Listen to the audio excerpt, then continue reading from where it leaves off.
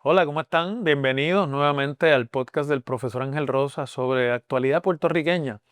Y hoy, diferente a otros días, quizás porque estoy influenciado por la discusión que se ha dado antes de yo hacer este podcast, voy a hablar de un tema que no tiene que ver directamente con la política partidista, ni tiene que ver con la economía, tiene que ver con una situación social y un crimen que ocurrió hace unas semanas en Puerto Rico y que ha conmocionado mucho a la opinión pública. Se trata obviamente del asesinato de la adolescente Gabriela Nicole Prats en Ay Bonito.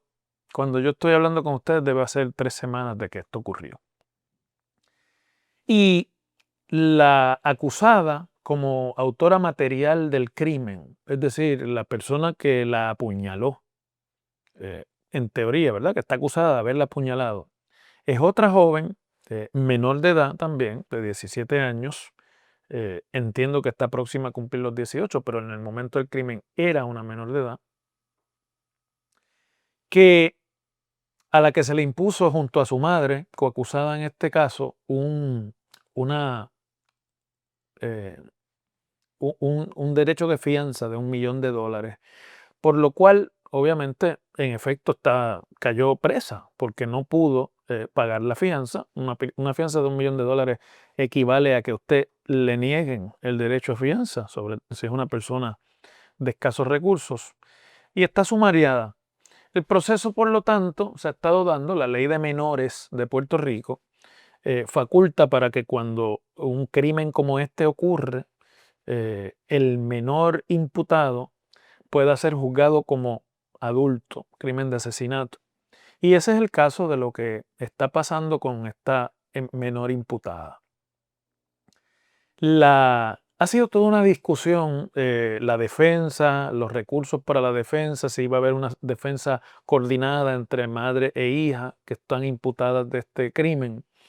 Eh, pero la abogada de la joven impuso un recurso ante el tribunal para que se declarara la improcesabilidad de su clienta. Que tengo que hacer aquí una distinción que yo mismo hoy un poco aprendí. Improcesabilidad no es inimputabilidad.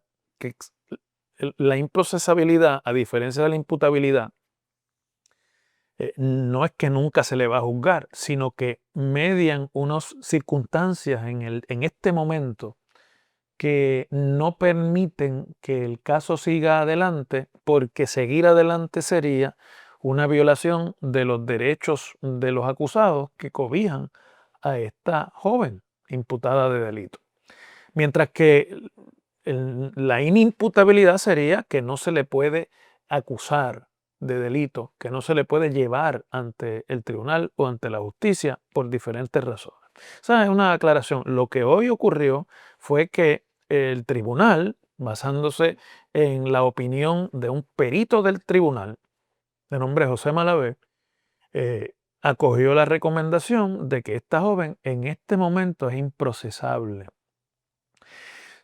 ¿Cómo es que se declara improcesable a una persona que está acusada de haber cometido un delito de esa magnitud, que obviamente conlleva una premeditación, que conlleva en teoría también una alevosía, toda un ambiente conducente a un asesinato en primer grado? Bueno, ya había trascendido información de que esta joven es estudiante o era estudiante de la corriente de educación especial. Eso no quiere decir nada. Hay mucha gente en educación especial que tiene en pleno uso de sus facultades cognitivas, pero eso ya es una bandera, ¿no? Una persona que tiene necesidad de educación especial, pues en algo está limitada en sus capacidades cognitivas, en algo. Pero la opinión del perito, según la reseña de la prensa esta tarde, lo que dice es que que esta joven tiene problemas en identificar, comprender ciertos aspectos del proceso legal. Es decir, no entiende lo que le está ocurriendo en este momento. su atención es deficiente, su procesamiento de información es lento, para reaccionar tiene que tomar mucho tiempo. Estas son las palabras del perito, ¿no? Así que esto apunta a un proceso, obviamente, de capacidad eh, cerebral, cognitiva, y que con las limitaciones que él identificó en la evaluación, dice el perito, no puede cooperar con su defensa. Es decir, procesarla sería ponerla en peligro de que con su propio testimonio se incrimine y termine básicamente sin la oportunidad de un juicio justo. Eh, Así que la jueza, a cargo del caso, eh, ordenó que se le aplique un tratamiento, que reciba ayuda profesional para ver si en algún momento esta joven puede ser procesable. Yo he hablado con abogados durante todo el día de hoy sobre esto y en el programa de radio tuve al licenciado Antonio Zagaldía, que fue secretario de Justicia, y ellos lo que me dicen es, mira Ángel, en la mayoría de los casos en que se declara improcesabilidad, una o dos vistas posteriormente se levanta la improcesabilidad y se da el juicio. Y ya, bueno, pues el jurado hace su evaluación de la prueba o el juez toma la decisión en base a la prueba desfilada y ahí no ha pasado nada. Pero el tipo de limitaciones que plantea esta evaluación, por lo menos según publicada por la prensa, pues podría representar, podría significar que a lo mejor nunca esta joven tenga la capacidad para entender estos procesos o para cooperar con su propia defensa. Y eso ya es un asunto que trasciende lo legal. Por cierto, el perito no es un perito ni de la fiscalía, ni es un perito tampoco de la defensa, es un perito del tribunal, es un perito del Estado, del Poder Judicial, que viene llamado a hacer una evaluación para que el tribunal pueda determinar si el proceso o la acusación que se ha presentado debe seguir adelante o debe ser temporalmente suspendido. En este caso, pues aparenta ser que es temporal la suspensión, pero va a depender de las evaluaciones posteriores y de cómo la acusada pueda sobreponerse a estas limitaciones, si es que puede, que están en la opinión del perito. ¿Qué pasa? Que esto ha sido un crimen altamente discutido en Puerto Rico. Levantó un revuelo porque fue dentro de un grupo de jóvenes adolescentes que esto se dio y aparentemente era una riña que venía desde la escuela en la que todas compartían en el municipio de Ay Bonito. Pero esta noticia conmocionó al país pues por la edad de la víctima y además por la edad de las imputadas. O de las personas que estuvieron involucradas. Tan así es que ha generado inclusive campañas públicas para levantar la responsabilidad que deben tener los padres sobre el comportamiento de sus hijos, sobre la crianza, etcétera, etcétera. Bueno, pues porque es un tema que llama la atención y los medios de comunicación normalmente tienden a explotar ese tipo de temas, ¿no? Digámoslo desde el punto de vista de la discusión mediática, son temas sexy para la audiencia y para la lectoría de los medios de comunicación o para inclusive los likes en las redes sociales.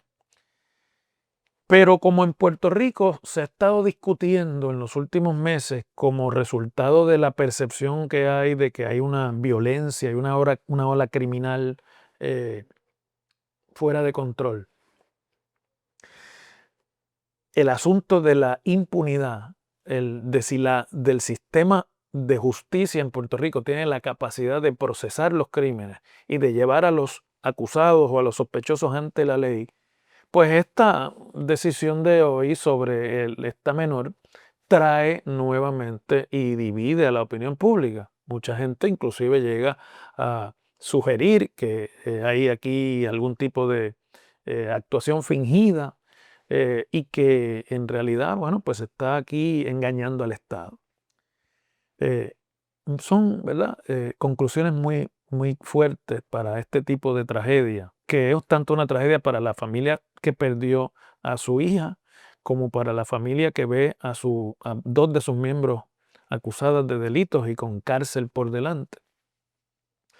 Ahora, miren, yo lo que quería con ustedes hoy era hacer una reflexión, porque, claro, cuando estamos viendo esto desde afuera y en la sala de la casa o mientras estamos leyendo las noticias en las redes sociales y demás, todo el mundo es un experto, todo el mundo es un abogado, todo el mundo tiene una manera de que esto se resuelva, la opinión pública pues tiende a pedir sangre cuando hay este tipo de delito que conmociona a la comunidad. Sin embargo, en Puerto Rico, en nuestro ordenamiento, los acusados disfrutan de derechos, el primero de los cuales es su presunción de inocencia, pero además que hay que garantizarles el que el juicio sea rápido y que además haya los elementos para que cuando se juzgue a esa persona se haga justicia y que el Estado no abuse con su poder de las personas acusadas de delito. Y esta joven tiene unos derechos que le asisten como acusada. Yo no estoy diciendo que hay que dejarla impune, lo que estoy diciendo es que es una pieza fundamental para que el proceso de justicia funcione en Puerto Rico, que los imputados tengan la capacidad de poderse defender, de colaborar con su defensa y de entender la magnitud de las imputaciones que están enfrentando.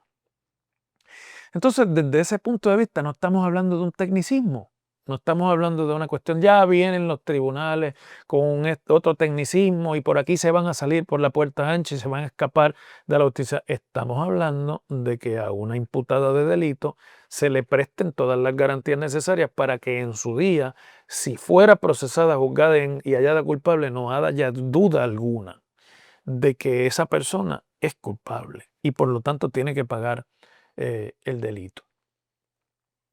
Claro, entonces hace unos meses en Puerto Rico ocurrió este caso de este papá cuya hija estaba en una relación de pareja con una persona más joven que la agredió brutalmente y el papá, al ver a su hija agredida, fue a buscar al agresor y lo ultimó.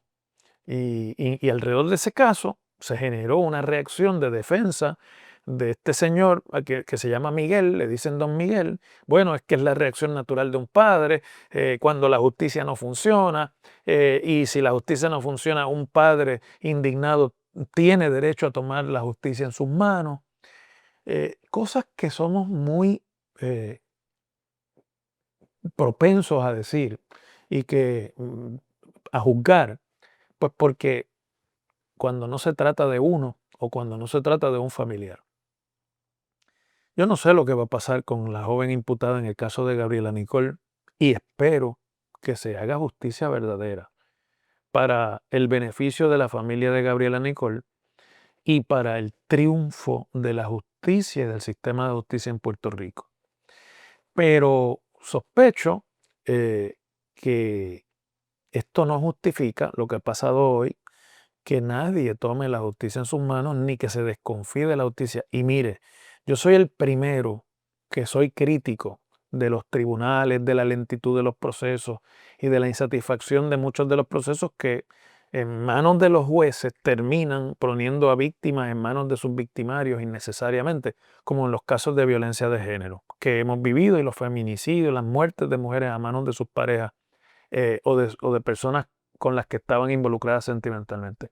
Pero en esto, para mí es sagrado que todo el mundo tenga el derecho de defenderse de un crimen. Y también para mí es sagrado el que el sistema opere con las defensas que tiene para que el Estado no abuse en demasía, que no se le vaya la mano con ningún ciudadano, ni siquiera con los acusados de delito, corrijo.